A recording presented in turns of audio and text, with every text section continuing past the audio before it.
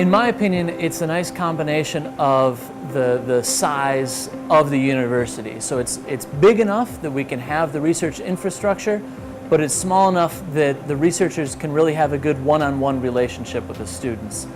Doing research is exhausting work, and a lot of people probably aren't aware of how much paperwork and a lot of logistical things that come with successful research. And so UNCG has done a great job of really supporting me to be able to do what I do best with a lot of good resources.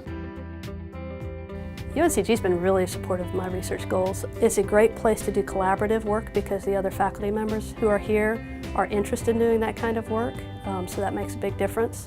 And then the last thing is really, and this is appreciated by a lot of the faculty here, I think, is how the Graduate School has protected the graduate student funding, because having graduate student assistance is hugely supportive and critical for us to be able to do our research.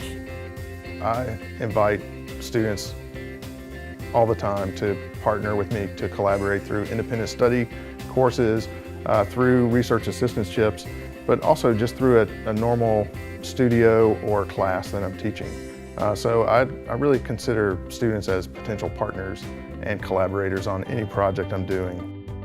One of the departments here at UNCG that has made my work here so much easier and so much more effective is the Office of Undergraduate Research. It's an incredible environment to allow undergraduates from all kinds of different fields to get together and present the work that they've been doing and that they're so proud of. And it's so cool to present what I'm doing and to see what my classmates and my friends are doing.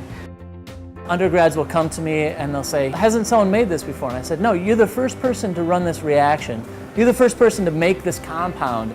And that to me is just exciting, you know, and they get that glimmer like, wow, you know, I'm blazing new territory, you know, so that you know, excitement and interest and opening their eyes to realize that what we teach them in the textbook is what we know, but there's more that we're learning every day.